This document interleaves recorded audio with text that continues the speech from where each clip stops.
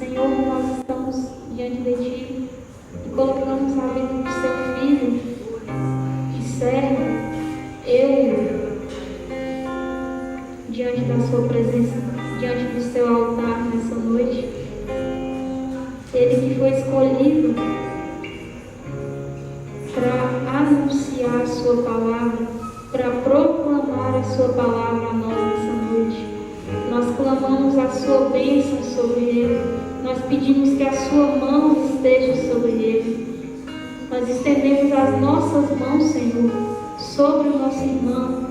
E pedimos que a Sua glória venha resplandecer e permanecer no coração dele. Que o Senhor venha habitar o coração e todo o ser completo dele nessa noite. Que as palavras que saem da boca do nosso irmão, que elas venham frutificar no nosso coração nessa noite. Que diante do Seu Espírito, diante da Sua glória, caia por terra toda a humanidade, toda a incapacidade, Senhor, do Seu Filho, e que brilhe a Sua glória para nós nessa noite. Pela intercessão da sempre Virgem e Imaculada, Maria Santíssima, que está conosco e que clama pelo Espírito aqui conosco, nós pedimos: Ave Maria, cheia de graça, o Senhor é convosco. Bendita sois vós entre as mulheres, e bendito é o fruto do vosso ventre, Jesus. Santa Maria, Mãe de Deus, rogai por nós, pecadores, agora e na hora de nossa morte. Amém.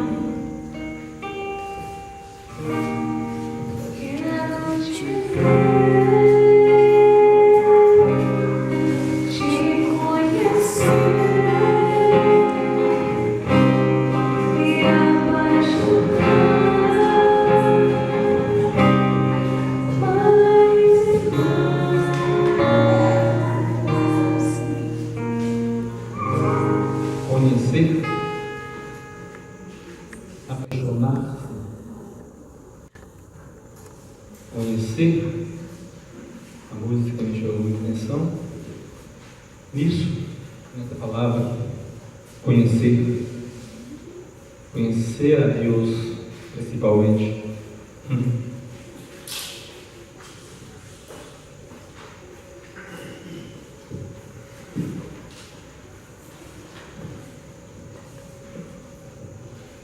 Todos sabem que Deus existe. Mesmo aquele que não acredita nele, mas sabe que Deus existe. Mas nem todos acreditam nele. E nem todos sabem que existe uma salvação. Por isso que eu achei interessante a música que me chamou a atenção. Conhecer a Deus. Então por isso que está escrito: todos sabem que Deus existe, mas nem todos acreditam nele, e nem todos sabem que existe uma salvação. Porque eu creio que se soubesse todos que existe uma salvação, que existe uma vida eterna, nós não estaríamos convivendo no meio de tamanho caos que se encontra na humanidade. Provavelmente está nesse caos por não conhecer Deus,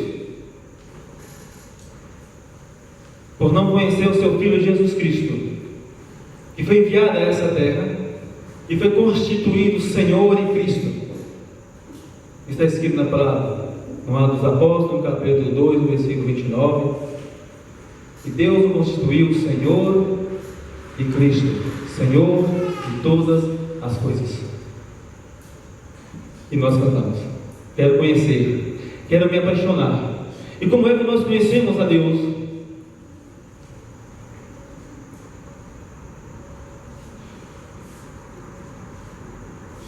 Primeiro passo: através disso aqui. Então, se nós cantamos quero conhecer a Deus, quero apaixonar por Ele, carregamos isso conosco. Tragamos-o para a igreja, tragamos-o para o templo, porque nós iríamos conhecer através daqui. A palavra que Deus nos deu na segunda-feira que nós reunimos a terça. Não é nem aqui. Eu vou ler assim. Mas, ao preparar esse momento, a gente se recolhe, vai rezar, né? Vai orar, vai falar com Deus. Então a gente descobre outras palavras ao ler este livro aqui. Mas então, se nós sabemos que Deus existe, de que Ele enviou seu Filho Jesus e Ele é o Senhor de todas as coisas, então por que nós não recorremos a Ele na hora da nossa angústia, de nossos medos, das nossas dificuldades? Mas primeiro nós recorremos a outros meios que nós temos hoje. Claro que Deus deu inteligência ao homem para criar e desenvolver muitas coisas, para que pudéssemos auxiliar agora médicos, né, tanta medicina, tanto medicamento, tantas formas, e nós buscamos. Mas como Deus sabe de todas as coisas, Ele continua e continuará a insistir que todos os povos conheçam a salvação. Desde quando Deus criou esse mundo, Ele insiste para que nós conhecemos a salvação. Ele não quer que nenhum de nós percamos isso. Ele não se alegra de forma alguma com nenhuma perca de nenhum de nós. Mas nós gostamos de querer buscá-lo, nós gostamos de querer conhecê-lo mais e mais. Olha só, a palavra é o Salmo 66, é o Salmo 67, sai o Atos dos Apóstolos, no capítulo 2, o Salmo 66.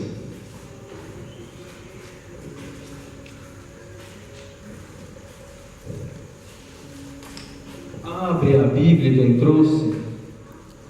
Nessa Bíblia da Ave Maria, o título aqui vai dizer assim, o seguinte: a salvação é destinada a toda a terra. A salvação é destinada a todos os povos, a todas as pessoas, porque Deus criou todas as pessoas, mas nem todos querem ser povo de Deus, nem todos querem ou buscam essa salvação.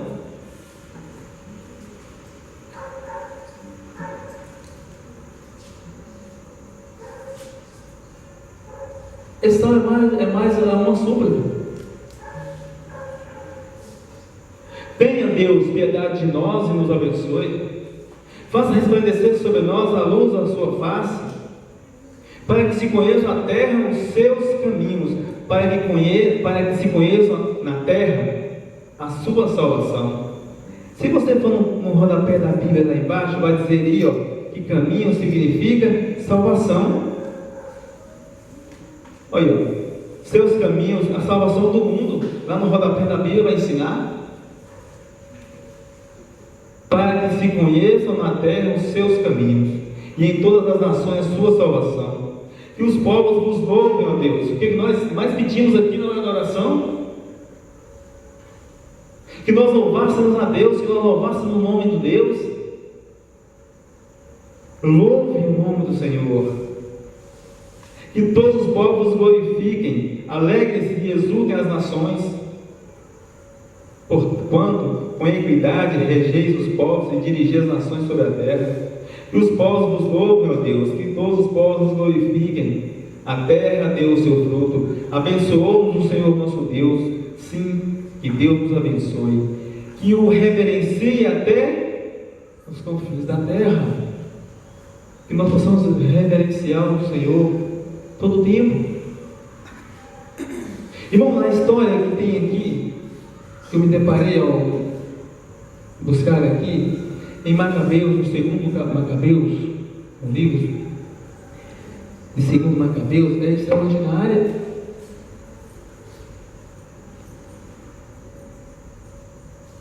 Eu digo que é extraordinária porque é uma intervenção de Deus na vida daquelas pessoas.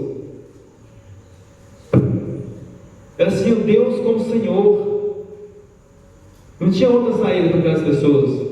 Se vocês ouvirem a palavra, se ouvir a história que está aqui no capítulo 3, O título que está nessa Bíblia está assim, ó, no capítulo 13. Deus protege visivelmente o tesouro do templo. Deus protege visivelmente a vida das pessoas. A nossa vida, Deus protege.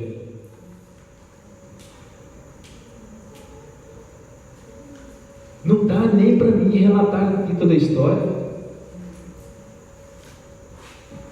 Mas aqui, esse tesouro aqui, as pessoas doavam o tesouro para o templo.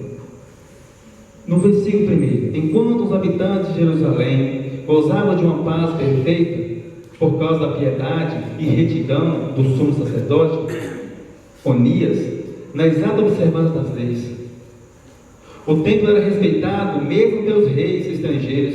Eles honravam o santuário com os mais ricos presentes, a tal ponto que Seleu, rei da Ásia, subministrava com suas rendas pessoais toda a despesa necessária às liturgias do sacrifício. Mas esse templo estava com tanta riqueza que ele aí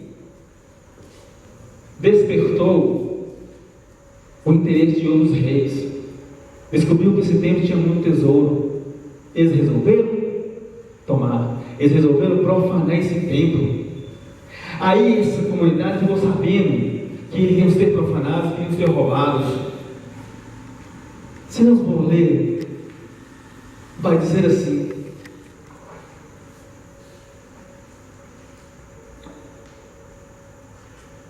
firme nas ordens do rei, respondeu que essas riquezas deveriam ser recolhidas ao tesouro real.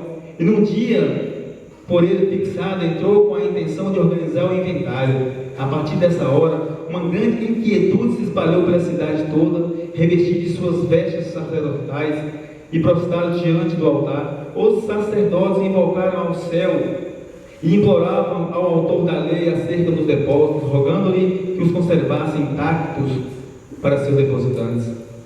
Já o aspecto do sumo sacerdote causava pena de ver. Do mesmo modo, o seu semblante e a alteração dos seus traços manifestava sua angústia interior.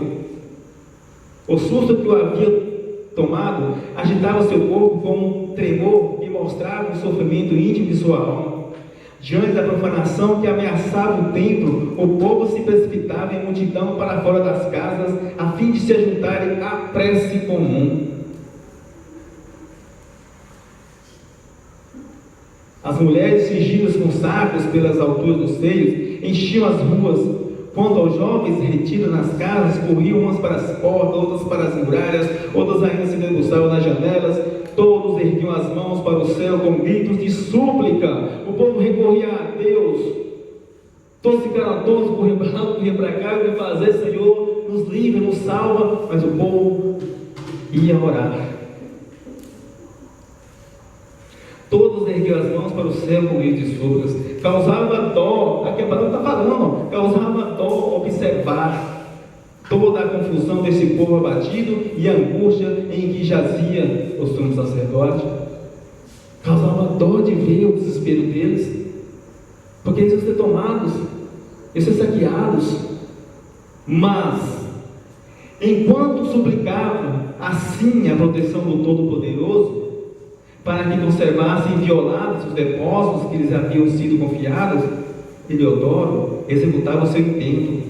Desachaçava ali com seus homens armados, quando o Senhor dos Espíritos e soberano, detentor de todo o poder, suscitou uma tal aparição, que todos que tinham ousado vir ali, desfaleceram de espanto, atingidos de pavor ante a majestade de Deus.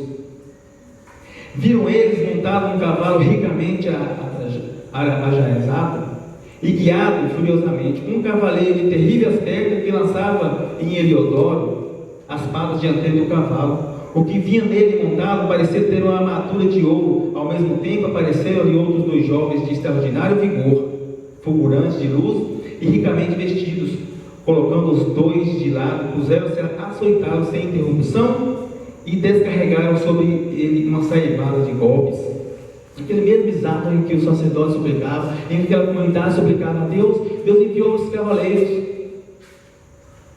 anjos, e começaram a bater, a a esses homens que vinham para tomar o templo. Mas aí,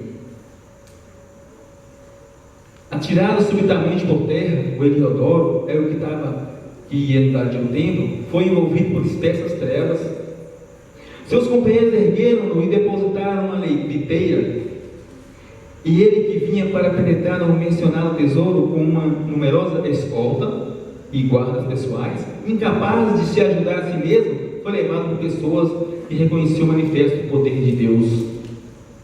Enquanto Eliodoro se achava estendido e ferido pela força de Deus, sem fala e sem esperança alguma de salvação, estava para morrer tanto que ele apanhou.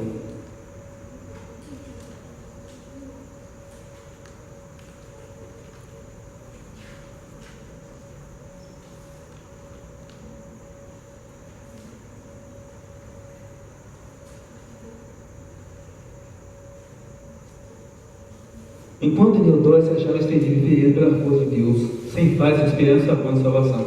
Olha só, escutem por favor. Os habitantes de Jerusalém bendiziam o Senhor, que havia glorificado seu templo. O santuário, que pouco antes estava cheio de confusão e de tumulto, logo o Senhor manifestou sua onipotência. Encheu-se de regozijo e de alegria. Todavia, alguns dos companheiros de Eliodoro suplicaram a Onias, o sacerdote, que invocasse ao Todo-Poderoso para restituir-lhe a vida, prestes, na verdade, a apagar-se aquele homem que tinha apanhado. Os companheiros dele correram ao sacerdote: pede ao Todo-Poderoso que não deixe que ele morra. Por quê? Receando que o rei suspeitasse de que os judeus houvessem organizado um atentado contra esse Eliodoro, o sumo sacerdote ofereceu um sacrifício pela salvação daquele homem. Imediatamente o sacerdote começou a orar a Deus para que restituísse a vida dele, porque ele estava para morrer. E quando aquelas pessoas voltassem lá, o rei acharia que o sacerdote, aqueles outros, teriam atacado eles. Ora, enquanto